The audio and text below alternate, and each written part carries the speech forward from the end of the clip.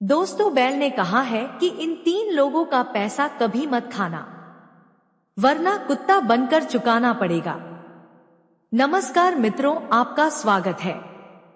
आइए सुनते हैं एक दिलचस्प कहानी जो प्राचीन समय की है।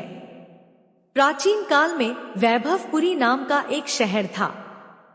उस शहर में सत्यदत्त सेठ नाम का एक बड़ा व्यापारी रहता था। सत्यदत्त सेठ धन संपदा में इतना समृद्ध था कि उसकी प्रसिद्धि चारों दिशाओं में फैली हुई थी। जैसा सेठ का नाम था, वह अपने स्वभाव से भी बिल्कुल वैसा ही था। सेठ सत्यवादी था और अपने कर्तव्य के प्रति अड़ग था। सेठ के पास अकूत धन दौलत थी और उसके घर में किसी चीज की कोई कमी नहीं थी। सत्यदत्त सेठ के पास इतना पैसा था कि वह लोगों को ब्याज पर कर्ज देता था। उसने एक अनोखा नियम बना रखा था। वह 2 प्रकार का कर्ज देता था।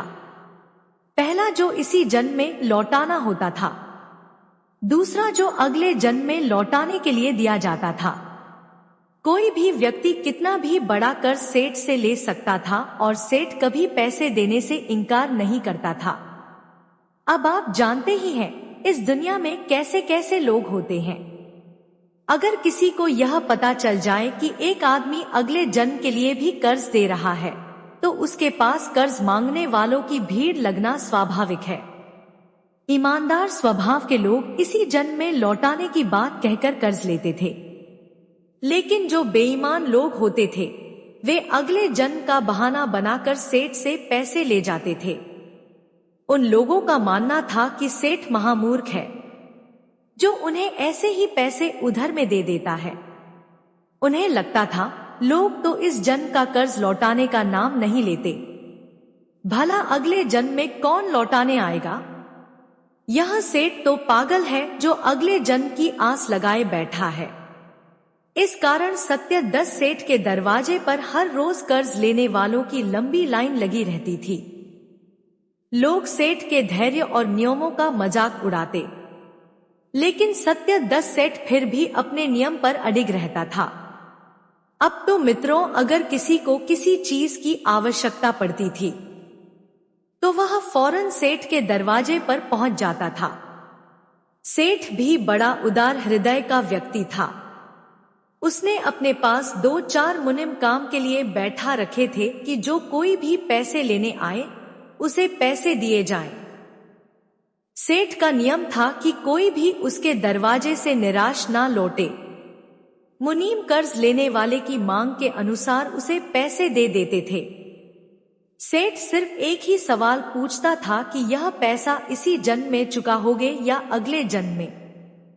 ज्यादातर लोग अगले जन्म की कहकर पैसे ले जाते थे। सेठ के मुनीम पैसे लेने वाले का नाम और पता अपने रजिस्टर में लिख लेते थे। अब ऐसे मौके का फायदा भला कौन नहीं उठाता। लोग खुशी खुशी अपना नाम सेठ के रजिस्टर में लिखवा और उससे मुंह मांगा पैसा ले जाते थे। सेठ को इस बात से कोई फर्क नहीं पड़ता था कि कोई उसे पैसे लौटाने आएगा या नहीं, क्योंकि सेठ के पास धन दौलत में कोई कमी नहीं थी।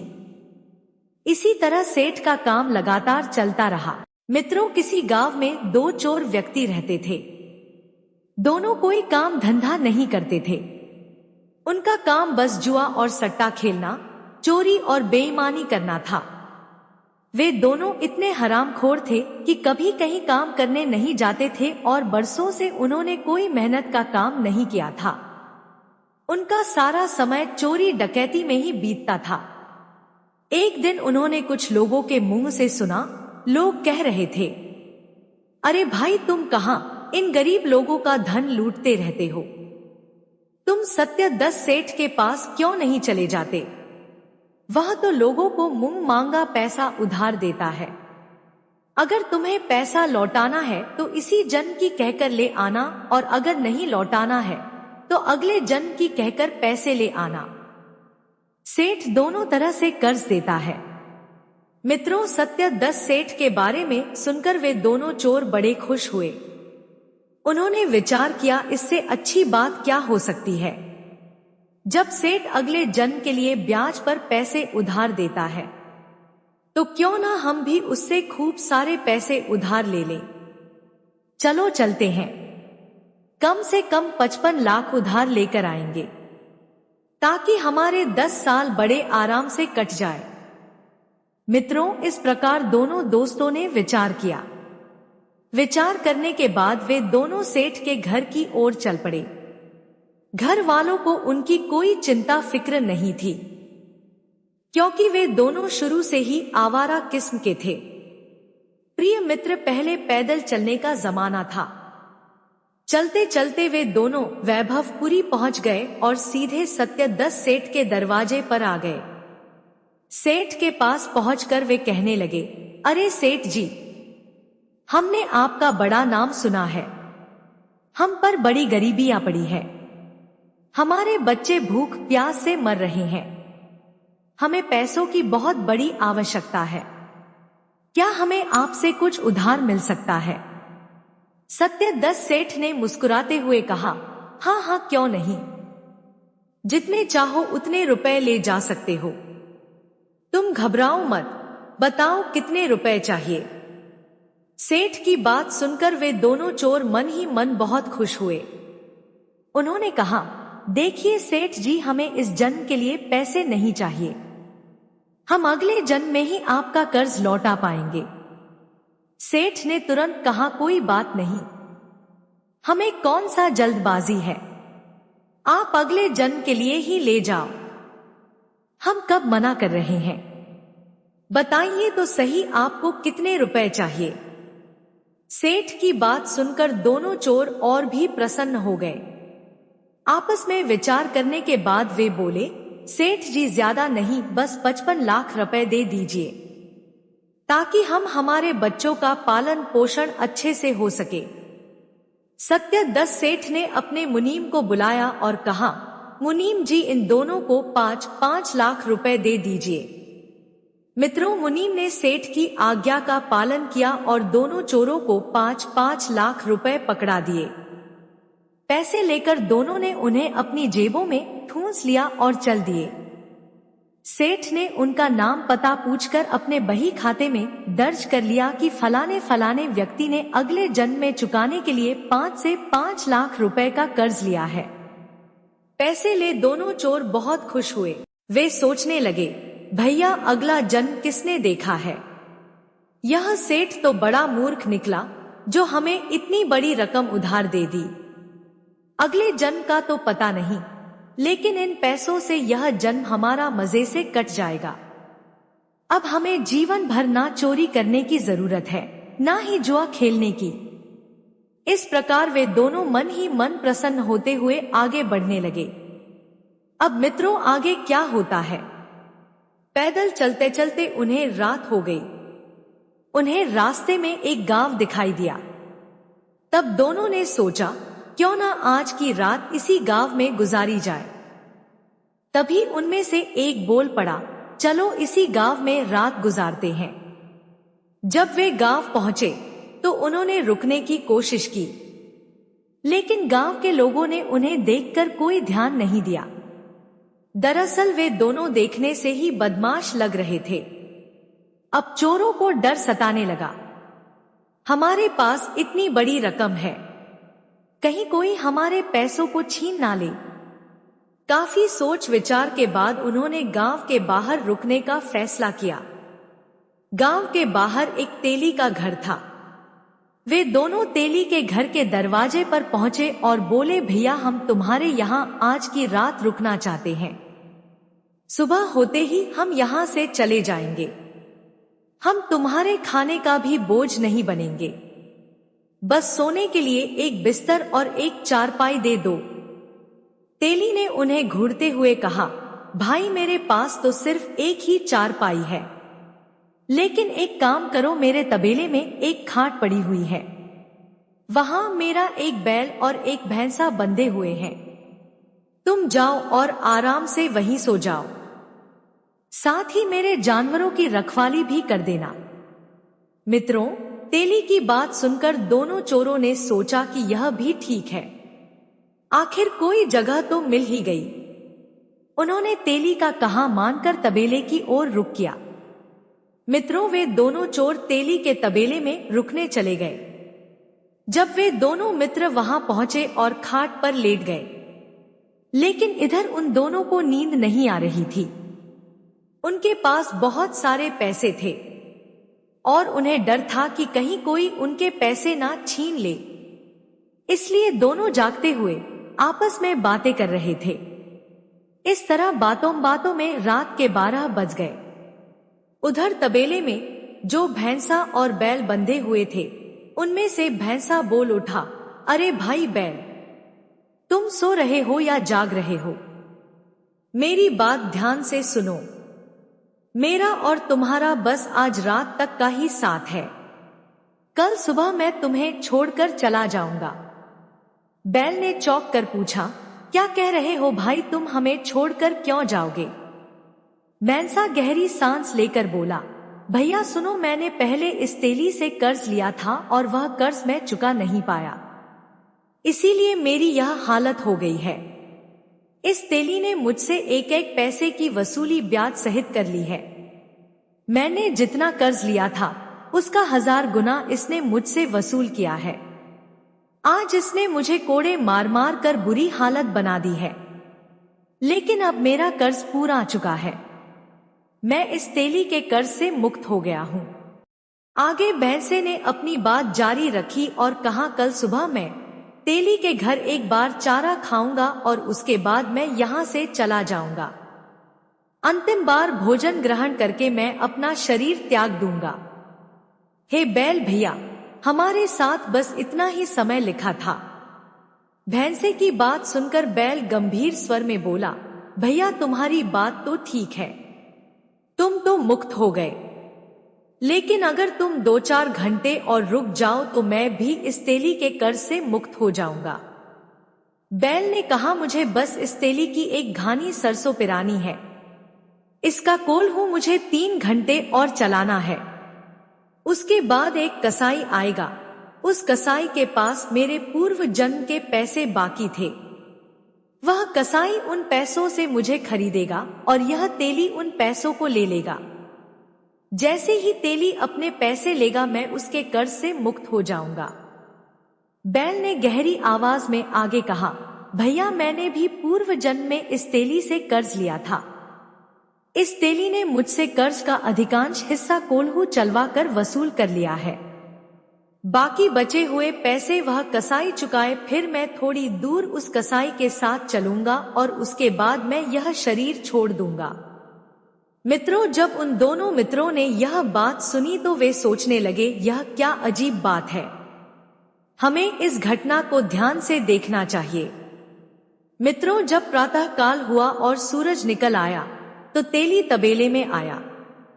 तेली ने आकर भैंसे के लिए चारा डाल दिया। भैंसे ने चारा खाया और चारा खाने के बाद वह वहीं जमीन पर गिर गया। उसके प्राण पखेरु उड़ गए। मित्रों, जब भैंसा मर गया तो तेली बहुत दुखी हुआ और रोते हुए बोला, हाय मेरा भैंसा मर गया, यह तो मेरा सहारा था। उधर दोनों चोर यह घटना देखकर आपस में विचार करने लगे, अरे भाई बात तो बिल्कुल सही निकली, जैसा हमने रात को सुना था वैसा ही हुआ। इसका मतलब भैंसे ने सच में तेली से कर्ज लिया था। अब सवाल यह है कि क्या यह बैल भी मरेगा? चलो इसे भी देखते हैं। दोनों चोर वहीं रुककर ध्यान से सब कुछ देखने लगे। इधर तेली ने बैल को कोल्हू में लगाया और उससे लगातार 4 घंटे तक सरसों पिरवा। कुछ देर बाद वहां एक कसाई आ पहुंचा। कसाई ने तेली से पूछा, अरे भाई क्या तुम यह बैल बेचोगे? तेली ने जवाब दिया, हाँ क्यों नहीं, मैं यह बैल बेच दूंगा। कसाई ने कहा, तो बताओ कितने पैसे लोगे? तेली ने बैल की जो कीमत बताई, कसाई ने बिना कोई बहस किए उतने ही पैसे देकर बैल को खरीद लिया और बैल को लेकर वहां से चल पड़ा। उधर दोनों चोर फिर से आपस में कहने लगे, देख भाई, बैल ने कहा था कि कसाई आएगा और वही उसे खरीदेगा। कसाई आ भी गया और बैल को खरीद कर ले गया। अब चलो इसके पीछे पीछे चलते हैं और देखते हैं कि बैल कहाँ और कब मरेगा। दोनों चोर कसाई का पीछा करने लगे। कुछ दूर चलते चलते जब कसाई गांव की सीमा के बाहर पहुंचा तो अचानक वह बैल लड़खड़ा कर जमीन पर गिर पड़ा। उसके प्राण पखेरु उड़ गए। मित्रों, यह दृश्य देखकर दोनों चोरों के पैरों तले जमीन खिसक गई। वे एक दूसरे से कहने लगे, भैया बात बिल्कुल सच निकली। जैसा भैंसे ने कहा था वैसा ही हुआ। भैंसे ने तेली से कर्ज लिया था, इसलिए उसे इस जन्म में भैंसा बनकर तेली का कर्ज चुकाना पड़ा और बैल भी तेली से कर्जदार था। जब वह पूर्व जन्म में मनुष्य रहा होगा तब उसने तेली का पैसा लिया था। अब उसने भी अपना कर्ज चुका दिया। फिर दोनों ने चिंता भरे स्वर में कहा, इससे तो यह सिद्ध होता है कि अगर कोई किसी का पैसा खाता है और नहीं लौटता तो उसे अगले जन्म में बैल या भैंसा बनकर वह कर्ज चुकाना पड़ता है। हम भी सेठ धर्मदास से 5 लाख रुपए उधार लेकर आए हैं। लगता है अगले जन्म में हमें भी सेठ के यहाँ कोई ना कोई पशु बनकर यह पैसा चुकाना पड़ेगा। मित्रों, दोनों मित्रों ने आपस में विचार किया कि अब क्या करना चाहिए। उनमें से एक ने कहा, चलो वापस चलते हैं और सेठ के पास जाकर उसके पैसे लौटा देते हैं। सेठ अगर पूछेगा कि पैसे क्यों लौटा रहे हो तो उससे कह देंगे कि हमारे पास पैसों की व्यवस्था हो चुकी है, आप अपने पैसे वापस ले लीजिए। मित्रों, इस प्रकार दोनों मित्रों ने तय किया कि वे सेठ के पास वापस जाएंगे और सेठ के बही खाते से अपना नाम कटवा देंगे। वे दोनों चलते चलते वैभवपुरी लौट गए और फिर से सत्यदत्त सेठ के पास पहुंच गए। जब वे सेठ के पास पहुंचे तो सेठ ने उन्हें देखकर हैरानी से कहा, अरे तुम दोनों वापस क्यों आ गए, क्या बात है? तब दोनों चोर बोले, सेठ जी थोड़ी देर पहले जो पैसे हमने आपसे उधार लिए थे वे पैसे लौटाने आए हैं। दरअसल हमारे पास और कहीं से पैसों की व्यवस्था हो गई है। कृपया अपने पैसे वापस ले लीजिए और हमारे नाम को अपने रजिस्टर से काट दीजिए। मित्रों, धर्मदास सेठ ने यह सुनकर अपना वही खाता निकाला और उसमें देखा, उसमें साफ लिखा था कि अगले जन्म के लिए पैसे उधार लिए गए थे।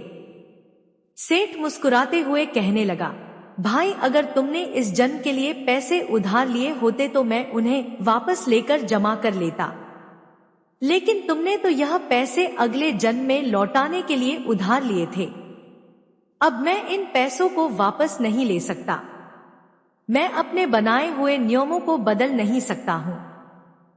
यह कर्ज तुम्हें अगले जन्म में ही चुकाना पड़ेगा। मित्रों, जब उन दोनों ने सेठ की यह बात सुनी तो उन्होंने फिर से सेठ से कहा, नहीं नहीं सेठ जी, आपको यह पैसे लेने ही पड़ेंगे। मित्रों, अब तो सेठ ने साफ साफ इनकार कर दिया। वे दोनों जबरदस्ती उन पैसों को सेठ को देना चाहते थे, लेकिन सेठ ने उनकी लाख मिन्नतों के बावजूद पैसे लेने से इनकार कर दिया। निराश होकर वे दोनों सेठ के घर से लौटने लगे। चलते चलते वे आपस में विचार करने लगे, हमें अब इस सेठ के यहाँ बैल बनना ही पड़ेगा, फिर यह सेठ हमसे डंडे मार मार कर अपने पैसे वसूल करेगा। हमने सेठ से कर्जा लेकर मुफ्त में ही मुसीबत पाल ली। अब हम क्या करें? सेठ को पैसे वापस कैसे लौटाएं? क्योंकि सेठ तो इस जन्म में पैसे लेने से रहा। दोनों सोचते सोचते आगे बढ़ते गए। कुछ देर बाद वे एक जंगल में पहुंच गए। जंगल के बीच में एक चौराहा था, जहां दोनों ने एक बड़े वृक्ष के नीचे बैठकर आराम किया। वहीं बैठकर वे फिर से चिंता में डूब गए और कहने लगे, हमें अगले जन्म में सेठ के यहाँ जन्म लेना पड़ेगा, फिर वह ना जाने कितनी यातनाएं देगा और अपने कर्ज का हिसाब वसूलेगा। तभी एक चोर के दिमाग में एक युक्ति आई। वह बोला, भैया मेरे दिमाग में एक उपाय आया है। हम एक काम करते हैं, जितना भी पैसा सेठ से हमने लिया है उससे यहाँ जंगल में एक सुंदर तालाब बनवा देते हैं। देखो यहाँ पानी का कोई साधन नहीं है, लोग इस तालाब का लाभ उठाएंगे और हमारा यह कर्ज भी सार्थक हो जाएगा। दूसरे ने सहमति जताते हुए कहा, भाई बात तो तुमने अच्छी कही है। इससे न केवल हमारा कर्ज सही जगह लगेगा, बल्कि लोग भी हमें याद करेंगे। मित्रों, इस प्रकार दोनों ने विचार विमर्श करके यह फैसला कर लिया। उन्होंने पड़ोस के गांव से मजदूर बुलवाए। कुछ ही समय में एक सुंदर और विशाल तालाब का निर्माण हो गया। तालाब के चारों ओर हरे भरे पेड़ पौधे लगवा दिए गए। चारों तरफ सुंदर सुंदर सीढ़ियां बना दी गई। तालाब के तल को पक्का करवाया और चारों ओर उसे सपाट बनवा दिया। तालाब के पास ही रहने के लिए दोनों ने एक छोटी सी कोठरी कमरा भी बनवा लिया। मित्रों, अब वे दोनों उसी तालाब के किनारे उस कमरे में रहने लगे। सेठ से जो भी पैसे उन्होंने लिए थे, वह सारा पैसा उन्होंने उस तालाब के निर्माण में लगा दिया और एक बहुत ही सुंदर तालाब का निर्माण किया। मित्रों, कुछ दिनों बाद बरसात का मौसम आया। जिस चौराहे के पास वह तालाब बनवाया गया था, वहां चारों तरफ से बरसात का पानी आने लगा। धीरे धीरे तालाब पूरी तरह से लबालब भर गया। वर्षा ऋतु के पानी के साथ जो गंदगी तालाब में आई थी, वह धीरे धीरे नीचे बैठ गई और तालाब में बिल्कुल स्वच्छ पानी भर गया। धीरे धीरे उस तालाब की खबर आसपास के गांवों तक पहुंच गई। गांव के लोग अपने पशुओं को पानी पिलाने के लिए वहां आने लगे। लेकिन मित्रों, वे दोनों चोर जिन्होंने वह तालाब बनवाया था, एक लाठी लेकर तालाब की सुरक्षा करने लगे। जो भी कोई वहां पानी पिलाने आता, वे उसे दूर से ही डांट कर भगा देते। वे कहते, भाई साहब, इस तालाब में पानी पीना और पिलाना सख्त मना है। यह हमारे सेठ जी का आदेश है। उन्होंने तालाब के किनारे एक बड़ा सा बोर्ड लगवा दिया था, जिस पर तालाब के मालिक के रूप में सत्यदत्त सेठ का नाम लिखा था। आखिरकार उन्होंने यह तालाब सेठ के पैसों से ही तो बनवाया था। मित्रों, इसकी सूचना धीरे धीरे आसपास के गांवों में फैल गई। अब लोग कहने लगे, इतना सुंदर तालाब जंगल में बनवाया गया है और उसमें पानी भी बहुत साफ है, लेकिन वहां 2 पहरेदार बैठे हैं जो किसी को पानी नहीं पीने देते। लोगों के मन में सवाल उठने लगे, भला इतना सुंदर तालाब बनवाया ही क्यों, अगर पानी किसी को पीने नहीं देना था। अब गांव के 10 से 20 लोग इकट्ठा हुए और आपस में विचार किया, चलो हम सब मिलकर उन दोनों से पूछते हैं कि वे पानी क्यों नहीं पीने दे रहे। हमारे पशु इसमें पानी पी लेंगे तो उनका क्या बिगड़ जाएगा। अगर किसी को पानी नहीं देना था तो फिर इतना बड़ा तालाब बनवाया क्यों। मित्रों, वे 10 से 20 लोग पड़ोसी गांव के कुछ अन्य लोगों को लेकर तालाब पर पहुंच गए। उन्होंने दोनों पहरेदार से पूछा, भाइयों, एक बात बताओ, तुमने इतना सुंदर तालाब बनवाया है, उसमें लाखों रुपए की लागत लगाई है, फिर भी तुम किसी को पानी क्यों नहीं पीने दे रहे। तब दोनों चोर बोले, भाई ग्रामवासियों, हमारी इसमें कोई गलती नहीं है। हम तो वैभवपुरी के सत्यदत्त सेठ के नौकर हैं। यह तालाब सत्यदत्त सेठ ने बनवाया है और उनका सख्त आदेश है कि किसी को भी यहाँ पानी नहीं पीने दिया जाएगा। जब मालिक का हुक्म नहीं है तो हम क्या कर सकते हैं। कुछ गांव वाले बोले, यह तो गलत बात है। कुछ लोग सेठ से नाराज हो गए। वे सेठ को गालियां देने लगे और कहने लगे, सेठ ने जब इतना सुंदर तालाब बनवाया है तो फिर पानी पीने से क्यों रोकता है। यह तो सरासर अन्याय है। लेकिन दोनों चोर शांत स्वर में बोले, देखो भाई, इसमें हमारी कोई गलती नहीं है, हम तो सिर्फ सेठ के हुक्म का पालन कर रहे हैं। अगर आपको पानी पीना है तो पहले सेठ से अनुमति लेकर आइए। यदि सेठ हमें कहेगा तो हम किसी को भी नहीं रोकेंगे। कुछ लोग कहने लगे, बात तो सही है, नौकरों की क्या गलती, जैसा मालिक का हुक्म वैसा ही तो वे करेंगे। मित्रों, उन दोनों की ऐसी बातें सुनकर अब 10 से 20 गांव वाले इकट्ठा होकर वैभवपुरी की ओर चल दिए। ताकि सत्यदत्त सेठ से इस विषय में बात की जा सके। मित्रों, जब वे सारे लोग वैभवपुरी के सत्यदत्त सेठ के पास पहुंचे तो एक साथ इतनी बड़ी भीड़ देखकर सेठ आश्चर्यचकित रह गया। सेठ के मन में डर बैठ गया। वह सोचने लगा, हमसे कोई गलती तो नहीं हो गई, कहीं यह लोग मिलकर हमें मारने तो नहीं आए। डर के मारे सेठ उन सभी को दूर से ही राम राम करने लगा और उनका हालचाल पूछने लगा। फिर बड़े सम्मान से उसने उन सबको अपनी बैठक में बुलाया और जलपान करवाया। उसके बाद सेठ ने उनसे आने का कारण पूछा। मित्रों, गांव वाले तो पहले से ही गुस्से में थे। उनमें से एक ने कहा, अरे सेठ जी, आपने इतना सुंदर तालाब बनवाया है, लेकिन जब किसी को पानी नहीं पीने देते तो उस तालाब के बनवाने का क्या फायदा। तालाब का नाम सुनते ही सेठ चौंक गया। उसने हैरानी से पूछा, भाइयों, आप किस तालाब की बात कर रहे हैं? मैंने तो कोई तालाब नहीं बनवाया है, आप लोग गलत कह रहे हैं। गांव वालों ने गुस्से में जवाब दिया, नहीं सेठ जी, हम इतने सारे लोग पागल नहीं हो सकते, हम अपनी आंखों से देख कर आ रहे हैं। तालाब के किनारे एक बड़ा सा बोर्ड लगा है जिस पर मालिक के रूप में आपका ही नाम लिखा है। वहीं पर आपके नाम का बीजक भी लगा है और आपने 2 नौकर वहां बैठा रखे हैं। वे दोनों किसी को पानी नहीं पीने दे रहे। सेठ चकित होकर बोला, अरे भाई, मैंने तो ऐसा कोई तालाब नहीं बनवाया है। जो तालाब मैंने बनवाए हैं उन पर तो लोग हमेशा से ही पानी पीते आए हैं। मेरे किसी भी तालाब पर पानी पीने की मनाही ही नहीं है।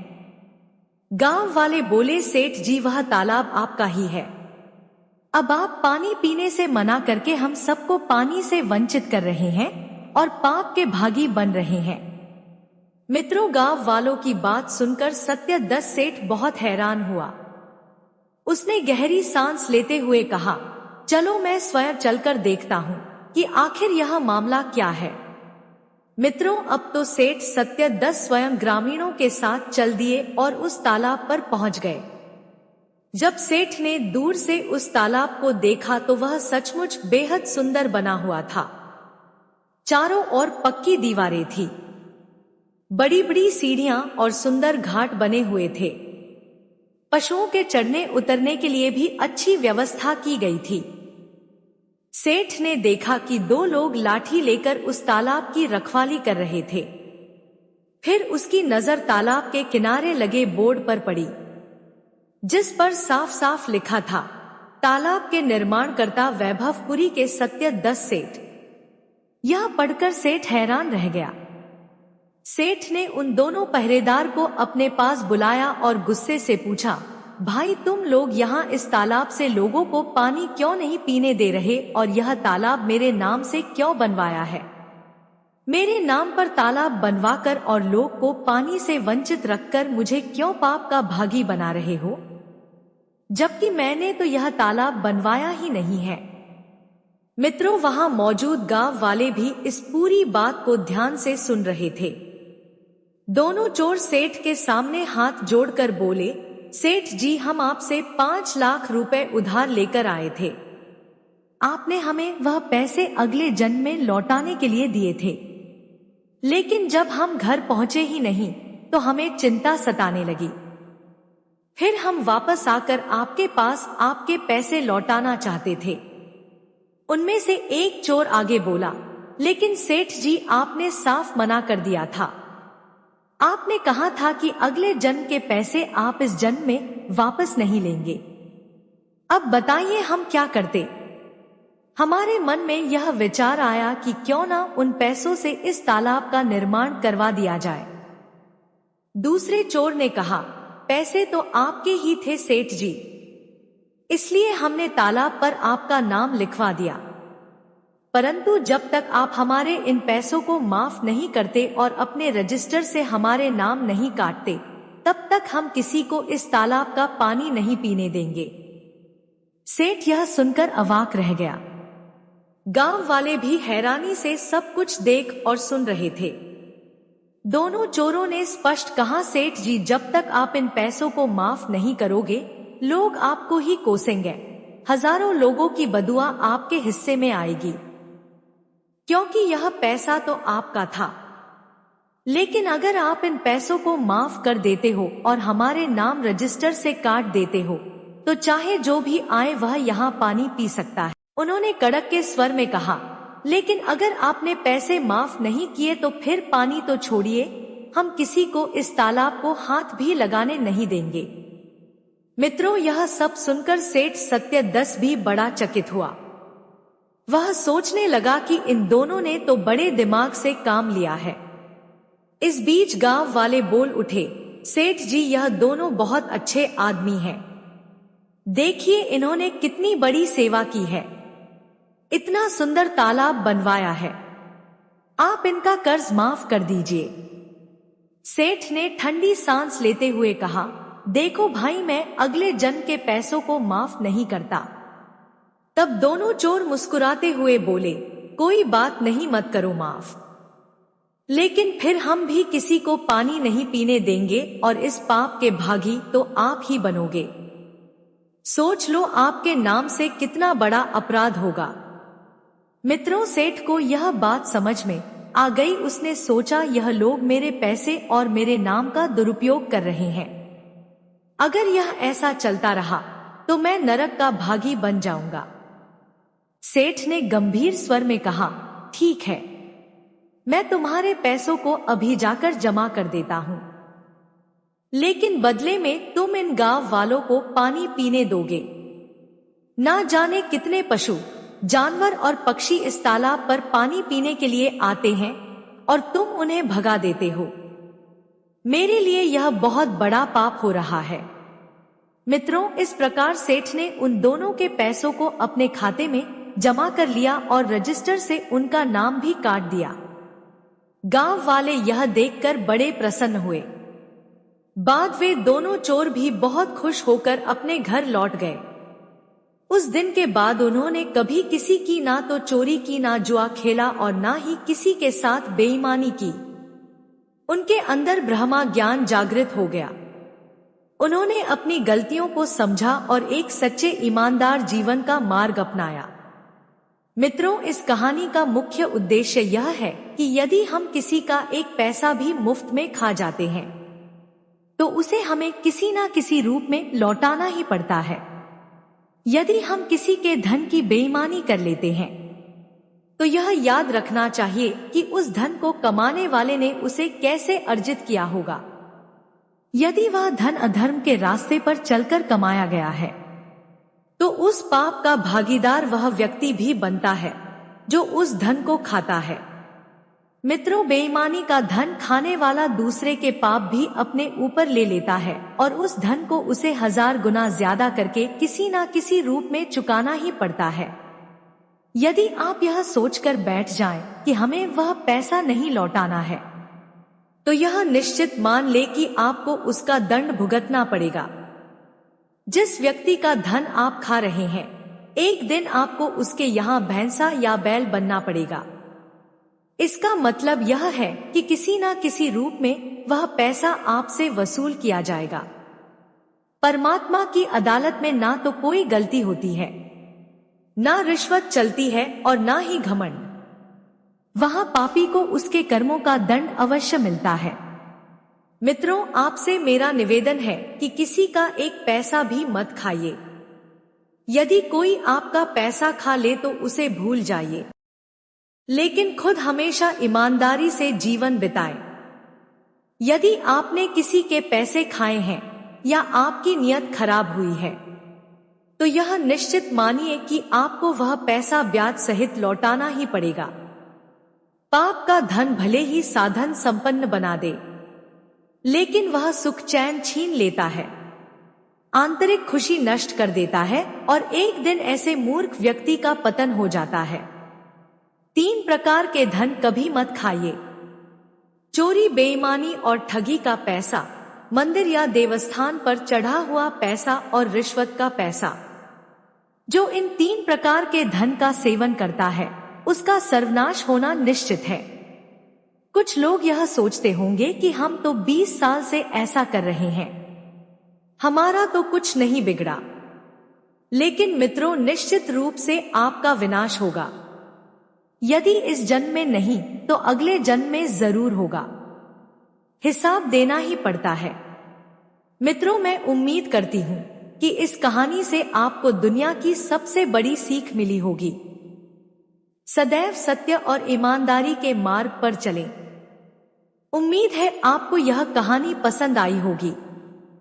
यदि कहानी पसंद आई हो तो वीडियो को लाइक करके कमेंट बॉक्स हर हर महादेव जरूर लिखें और इसी के साथ यह प्रण भी ले कि आप किसी का पैसा नहीं खाएंगे और अपना जीवन ईमानदार रहकर नैतिकता के साथ व्यतीत करेंगे। तो मित्रों, भविष्य में ऐसी ही ज्ञानवर्धक कहानियां सुनने के लिए हमारे चैनल को सब्सक्राइब जरूर करें और वीडियो को लाइक करना ना भूलें, क्योंकि आपका एक लाइक हमारे लिए महत्व है। कहानी पूरा सुनने के लिए आपका धन्यवाद।